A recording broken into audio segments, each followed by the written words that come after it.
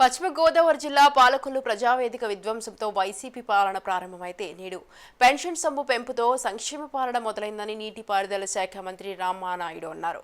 యలమంచిలి మండలం కాంబోట్లపాలెం గుంపర్రు గ్రామాల్లో వరద బాధితులకు మంత్రి నిత్యావసర సరుకులను ఉచితంగా అందజేశారు. అలాగే 14.60 లక్షలతో అంతర్గత రహదారుల నిర్మాణానికి ఆయన శంకుస్థాపన చేశారు. ఈ సందర్భంగా జగన్ హయాంలో రాష్ట్రంలో ఒక్క అభివృద్ధి లేకపోయినా ప్రతి ఒక్కరిపై 2.50 లక్షల అప్పు ఉందని మంత్రి రామానాయుడు ఎద్దేవా చేశారు. యువతకు గంజాయి సంస్కృతిని నేర్పిన జగన్కు ప్రజాస్వామ్యంలో ఉండే అర్హత లేదని విమర్శించారు.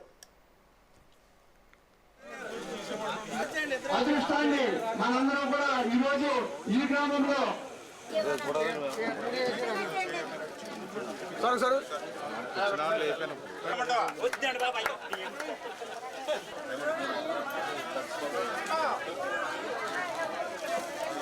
సరస్వతి 2 నెలలు అవుతున్నటువంటి మొదటి 50-60 రోజుల్లోనే ఎన్ని సంక్షేమ కార్యక్రమాలకు శ్రీకారం చుట్టామో మీ అందరికీ తెలుసు. యువతంతా కూడా ఉద్యోగాలు లేక ఉపాధి లేక మరి ఈవేళ గంజాయి బాటను పడుతూ ఉన్నారు. నిజంగా మేము హై స్కూల్స్ కానీ కాలేజీలు కానీ ఎంతో ఉంటే ముక్కు పచ్చలారింటి పిల్లలు సైతం ఈవేళ గంజాయి బాటను పడుతున్నటువంటి పరిస్థితి. అందుకే అటువంటి యువతనంతా కూడా మళ్ళీ విద్యా ఉద్యోగ అవకాశాలు కల్పించాలి, యువతకు కూడా మళ్ళీ ఒక మార్గం ఇవ్వాలనే ఆలోచనతోటే మొన్న మొట్టమొదటి సంతకం డిఎస్సి మీద పెట్టాం.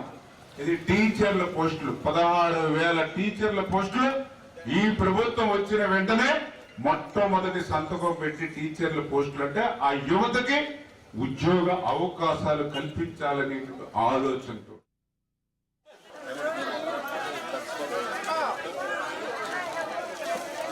సరస్వతి పల్లి కొండలరావు